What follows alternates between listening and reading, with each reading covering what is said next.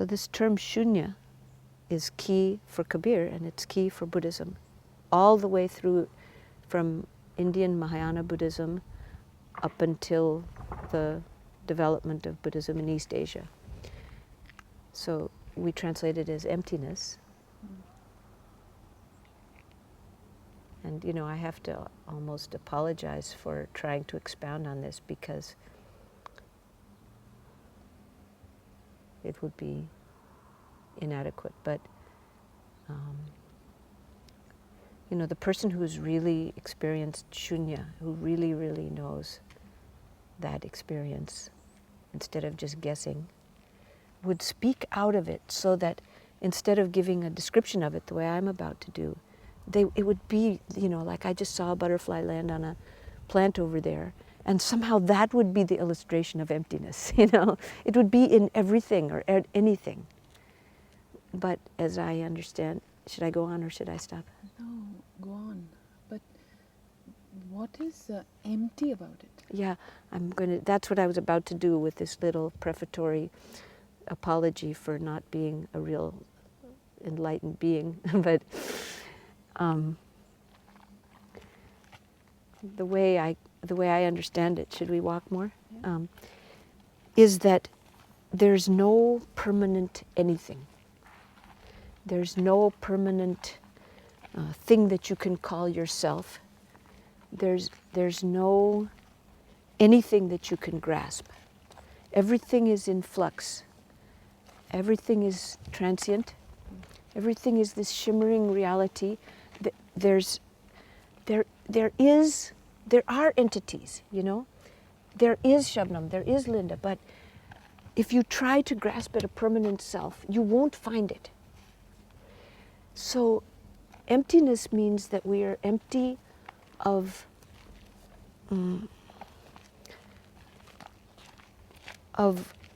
graspable, permanent selfhood. Everything is empty of that.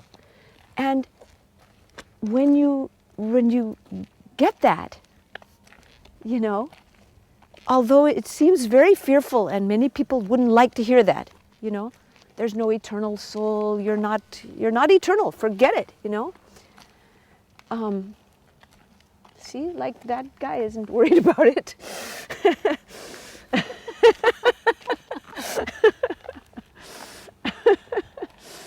So, but actually when you get even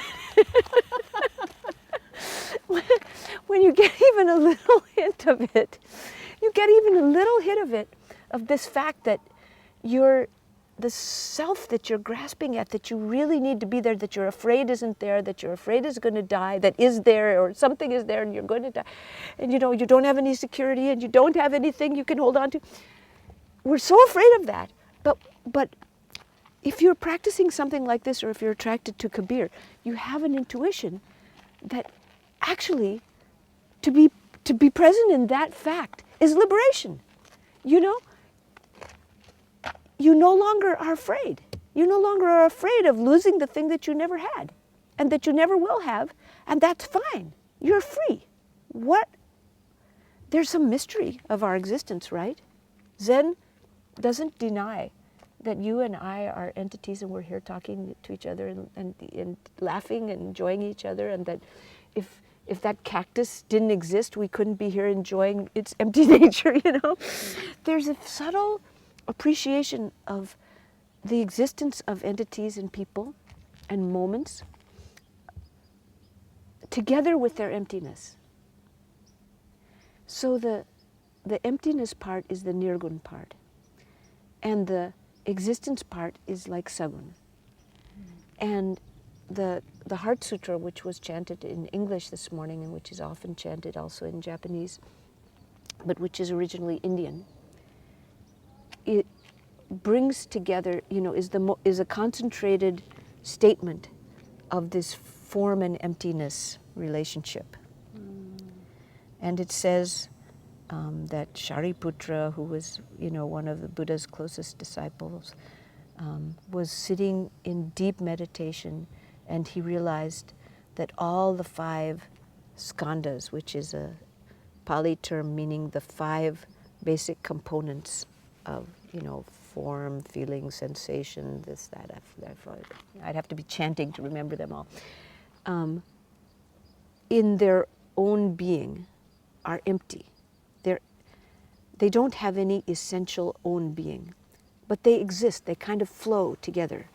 And you can make out that they're streams and currents and they flow together, and that is what we are, And not only us, but, the trees and the sky and the hummingbirds, all have these flowing 5 aggregates. And you can make them out, like, oh, a hummingbird stream, But they also flow together and change all the time. So when Shariputra got that in his deep meditation, he was saved from all suffering. He was free.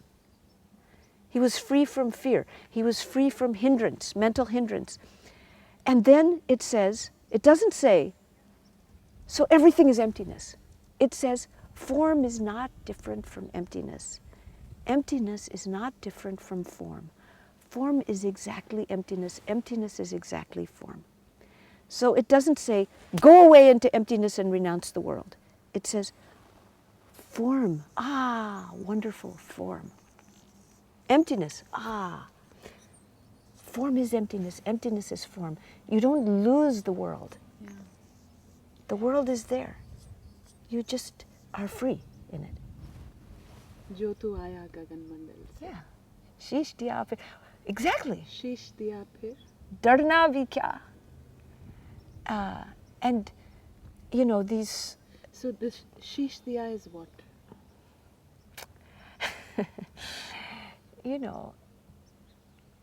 Just for the non-Hindi speakers, sheesh diya means just give up your head. If you really came from that great sky dome, that great source, that great circle, that infinite circle, if you're really a child of that spacious reality,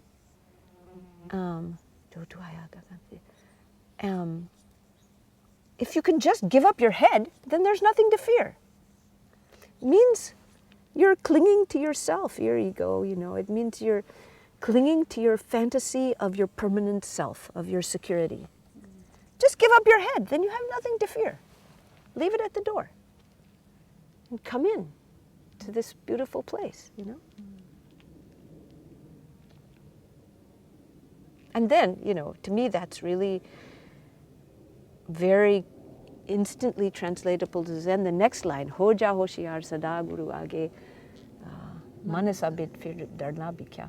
So ho ja hoshiyar, which means just be alert, just be aware. And this practice is just awareness practice. It means present moment awareness, without running away, without planning, without fantasizing, without rehearsing the past or the future. You're aware in the present moment. So that song of Kabir from the Malwa folk sources says, in a very down-to-earth way, says, be alert. And it says it in that tu form, right? Hoja, very right up close. Just be alert, be aware. That guru, that thing that you're looking for, is right in front of you. Manasabit, that's what awareness is, right? It's having your mind present.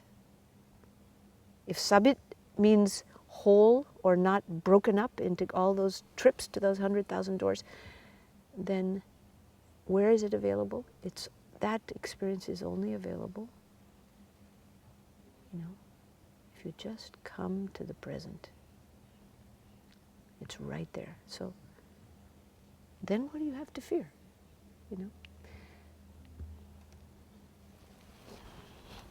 In Kabir, the constant reference to Bina pind ka purush hai, nanga hokar rehta, jaha purush taha kachu nahi. No? That free from all particularity, in a sense. That. Well, the thing is, I wouldn't, you could say free from all particularity. I mean, those lines that you cited to me get translated into this shoonya, to the empty, empty of permanent marks, you know, empty of anything you could cling to.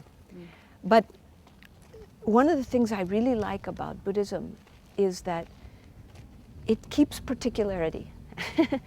It's a kind of, it might seem like a contradiction, but somehow you get to realize that emptiness by fully experiencing the particularity of the moment. I like that, you know, poets like that. In what sense do you mean that? I mean the hummingbird, I mean like wherever you are, that's it. But it's not that you're off in some abstracted mental state. You're here, you know, on this ground which is this color, you know, and this is not a dark, rich mud. This is not the red, you know, soil of, you know, Karnataka. This is this particular color with these little stones in it and these little dried pine needles and this plastic thing. It's in that moment, or those guys, you know, they're working in the field. They're you know, if at least that's what they're trained to do if they're Zen students, they're completely paying attention to the leaves of lettuce that they're picking. Those leaves. And that's how they realize emptiness. In that complete commitment to the particularity of the moment and the lettuce leaf. You know, there's actually some quotation that we used to always have hanging up in the Zen Center kitchen, and people would say it from one of the great Zen writers of Japan, which says that one lettuce leaf can instantly become an 8-foot Buddha.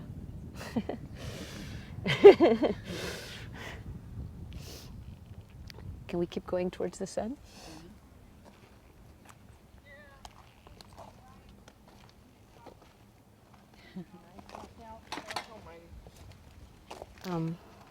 It is my actual experience that whenever that entry into the present moment, experience of something you could call emptiness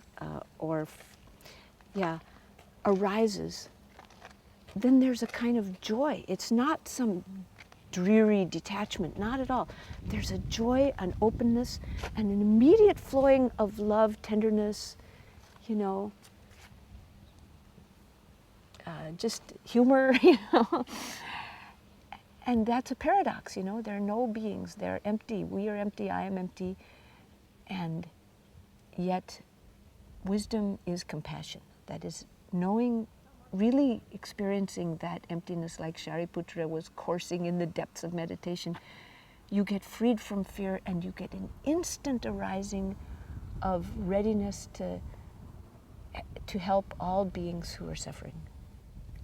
And that means love. It means a kind of, it's often, you know, the compassion said is compassion, but it's not some kind of goody-goody, I want to help other people thing. It's just this kind of absolutely integrated liberation from narrow concept of a self and narrow, fearful clinging to yourself.